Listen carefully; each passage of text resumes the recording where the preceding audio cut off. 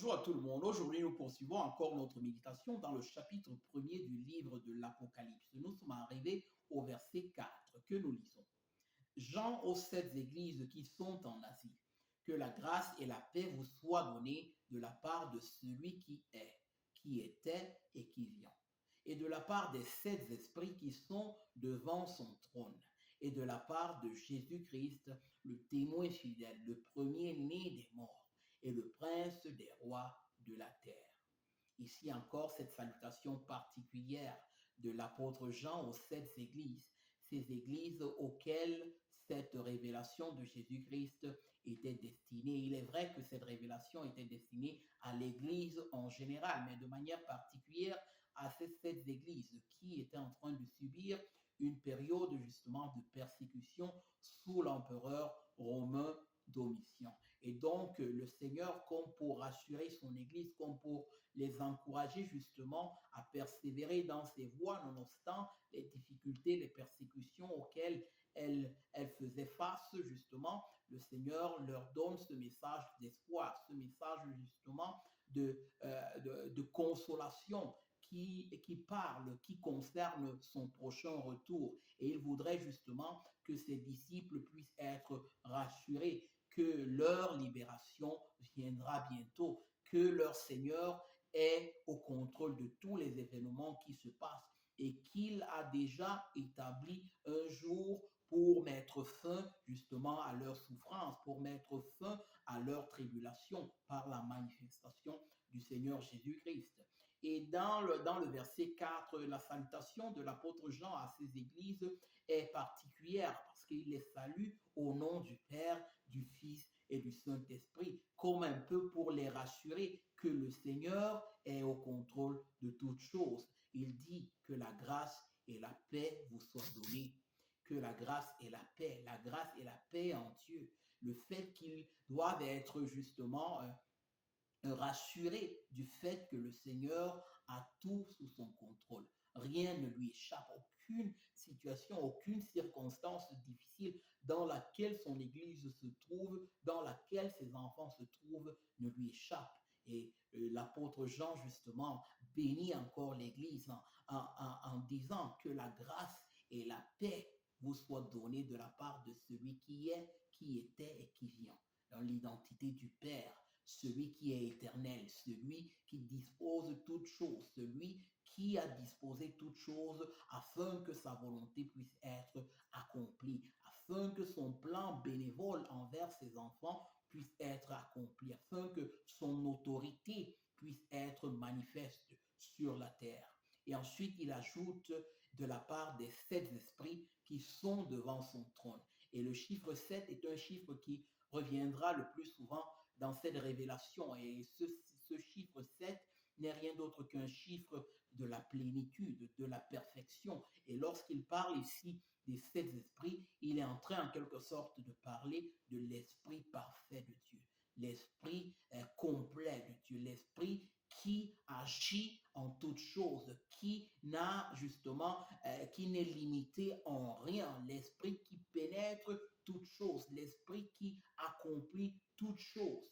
Et donc, justement, cette perfection de l'esprit qui est annoncée par Jean. Et ensuite, il introduit Jésus-Christ, le témoin fidèle, celui-là qui est d'abord venu pour annoncer les œuvres du Père, pour témoigner des œuvres du Père, pour accomplir la mission justement que le Père l'a envoyé accomplir, c'est-à-dire de libérer, de sauver son peuple, de les libérer de l'esclavage du péché et de Satan. Il est appelé ici le témoin fidèle, celui justement qui a tout sous son contrôle également, celui qui perçoit toutes choses, qui a toutes choses sous son contrôle, comme nous le disions tantôt. Et encore, il ajoute le premier-né des morts. Encore une fois, il manifeste ici que non seulement Jésus-Christ a offert sa vie en sacrifice pour le péché, mais il est ressuscité. Il a inauguré la résurrection d'entre les morts pour ne plus mourir pour tous ceux qui croiraient en lui. Voilà pourquoi il l'appelle ici le premier-né des morts, celui qui est né, qui a inauguré la voie de la résurrection pour tous ceux qui croiraient en lui, en son nom, pour être pardonnés de leurs péchés et pour être réconciliés avec Dieu le Père. Et il appelle également le prince des rois de la terre, le gouverneur, le commandant des rois de la terre. Jésus-Christ est le roi de gloire qui se prépare à établir son royaume sur cette terre. Il reviendra pour soumettre à lui sur cette terre toutes choses. Tous les rois lui rendront honneur et gloire, car il est le roi des rois. Il est celui qui dispose de toutes choses. Il est celui à qui l'honneur, la gloire est due, parce qu'il est le créateur de l'univers et il est également le sauveur de son peuple. Donc, le témoin fidèle, le premier-né des morts et le prince des rois de la terre. Et il ajoute encore à l'égard de Jésus-Christ, à celui qui nous aime et qui nous a délivrés de nos péchés par son sang. Il ajoute encore ici justement l'assurance que les enfants de Dieu doivent avoir, indépendamment des circonstances dans lesquelles ils se trouvent. Ils doivent se rappeler que le Seigneur a accompli pour eux le miracle le plus important, ce qui leur donne justement l'assurance éternelle, cette vie éternelle-là qui ne sera justement interrompue par aucune chose, ni même le péché, ni même la mort, indépendamment des circonstances que ses frères et sœurs vivront. Ils doivent se rappeler que le Seigneur a ôté l'obstacle le plus grand, l'obstacle à leur communion éternelle avec Dieu. Le Seigneur les a pardonnés, il les a délivrés de leurs péchés par son sang. Et il a fait d'eux, au verset 6, il est dit, et qui a fait de nous un royaume des sacrificateurs pour Dieu son Père.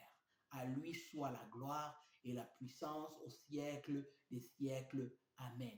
Et qu'est-ce que l'apôtre Jean rappelle ici encore aux frères et aux sœurs? Que nous avons été sauvés pour être des sacrificateurs, pour régner avec Christ, pour être des témoins de son évangile, pour être ses ambassadeurs dans ce monde, pour manifester ses œuvres, pour prêcher son évangile, pour gouverner avec lui. Et ce gouvernement aura lieu justement lorsque Jésus-Christ reviendra dans sa gloire et qu'il établira ses disciples dans son royaume. Il leur donnera justement des récompenses liées justement à leur fidélité, à leur marche comme ambassadeurs de son évangile, comme témoins fidèles, comme serviteurs, comme esclaves de sa justice, de son amour et de sa sainteté.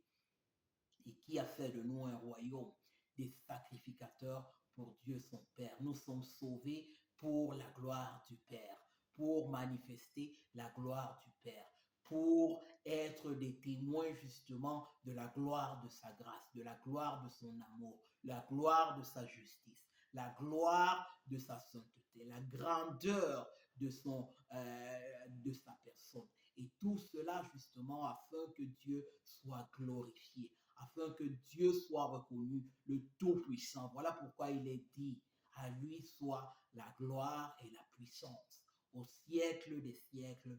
Amen. Au verset 7, il nous est dit encore à propos justement du retour de notre Seigneur, encore pour rassurer les disciples qui sont en train de vivre cette persécution environ dans l'an 96 après Christ, sous l'empereur justement Domitien, comme nous l'avons dit. Justement, il rassure les disciples. Il dit, voici, il vient avec les nuées. Il vient avec les nuages. Le Seigneur vient avec les nuages. Et tout œil le verra. Sa venue sera su par tous. Tout le monde verra le Seigneur venir.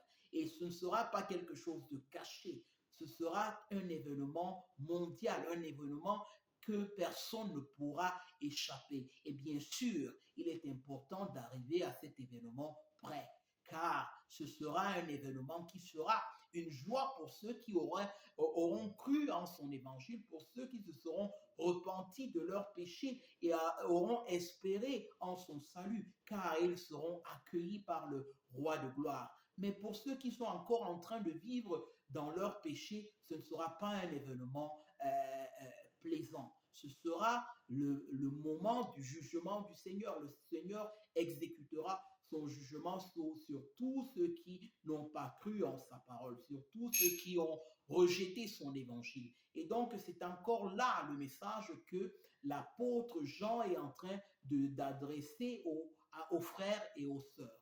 Et donc, poursuivons encore. Il est dit, et tout œil le verra, même ceux qui l'ont percé. Et toutes les tribus de la terre se lamenteront à cause de lui. Oui, amen. Donc, la venue du Seigneur sera une venue mondiale, un événement mondial. Personne ne pourra louper cette venue, car le Seigneur viendra dans sa gloire. Il viendra et accueillera avec lui ses disciples. Et il manifestera sa gloire dans ce monde. Et il accueillera avec lui ses disciples pour vivre ce gouvernement dans ce monde en attendant l'éternité, le royaume éternel qu'il a établi dans son conseil. Amen.